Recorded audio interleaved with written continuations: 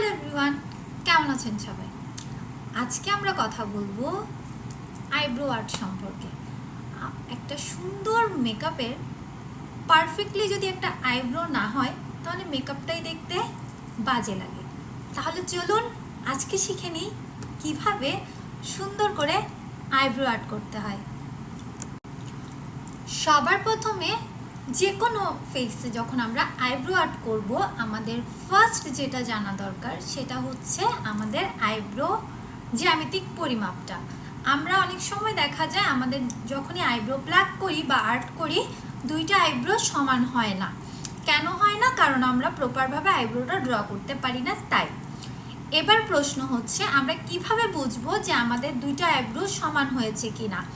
সবার প্রথমে আমি আইব্রো জ্যামিতিটা বলে দিই। আইব্রো জ্যামিতিটা জানলে আমরা কিন্তু খুব সুন্দরভাবে আইব্রো আর্টটা করতে পারবো।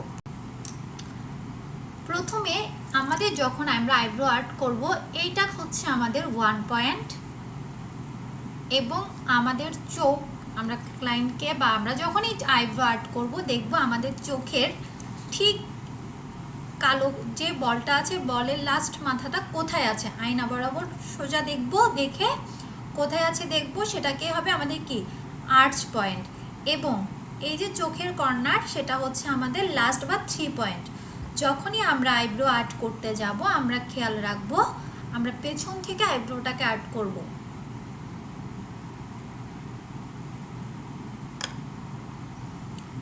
এই যে আমি আমার আর্চ পয়েন্টটা ধরেছি, ধরে আমি পেছন থেকে আইব্রোটাকে সুন্দরভাবে ড্র করছি।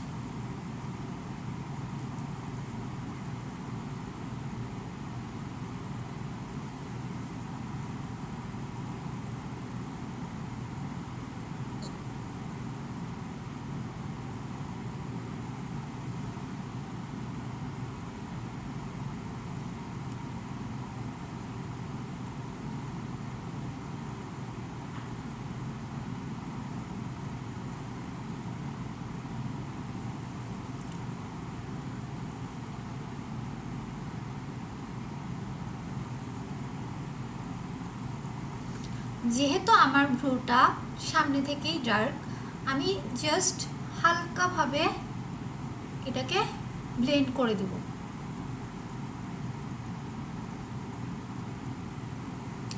কখনো আইব্রো আর্ট করার সময় আমরা এখান থেকে প্রোডাক্ট অ্যাপ্লাই করব না।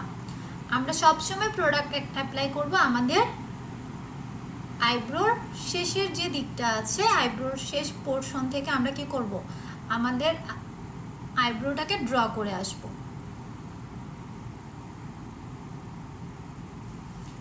এবং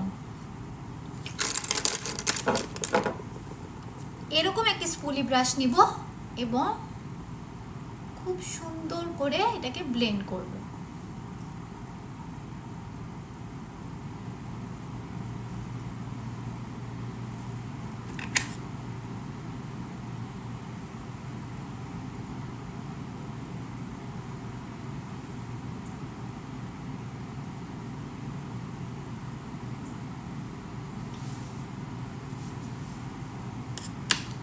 এই যে হয়ে গেল আমাদের আইব্রো আর্ট করা।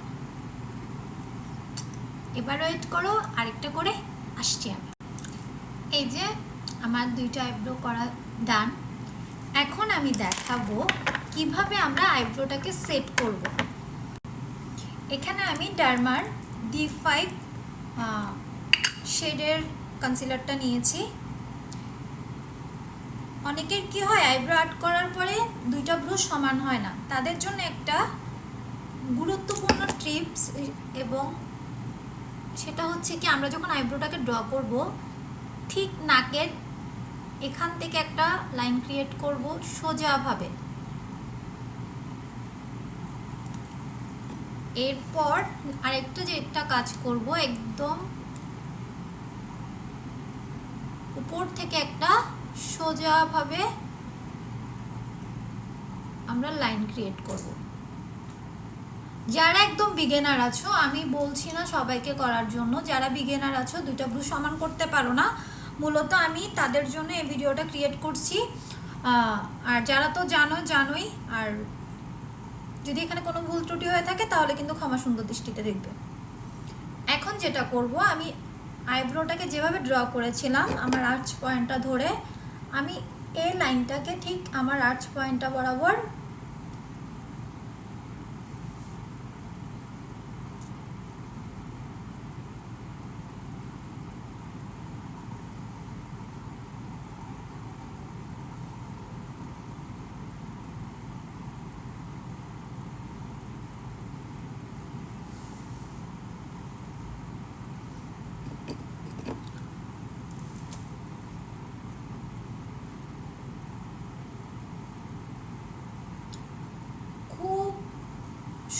হাতে কাজগুলো করতে হবে, তাড়াহুড়া কিন্তু করা যাবে না। আমরা যখনই কোনো কাজ করব আমরা খুব সূক্ষ্ম হাতে করব, আস্তে ধীরে সময় নিয়ে করব, কিন্তু আমরা তাড়াহুড়া করব না। এই দেখো সেম কি করব, এটা তো আর্চ পয়েন্ট ধরবো এবং ওই লাইনটা থেকে আর্চ পয়েন্টটার থেকে আমরা কি করব, সুন্দরভাবে আস্তে আস্তে। আমরা যেহেতু অনেক দিন ধরেই কাজ করছি, আমাদের হাতটা কিন্তু খুব তাড়াতাড়ি চলে যায়, কাজ লাইনটা তাড়াতাড়ি ক্রিয়েট হয়ে যায়, সূক্ষ্মভাবে হয়। কিন্তু যারা বিগিনার আছো, যারা এখনো মাত্র নিউ কাজ করছো, তাদের ক্ষেত্রে বলবো একটু ধৈর্য নিয়ে কাজ করবে, তাহলে কাজটা সুন্দর আসবে।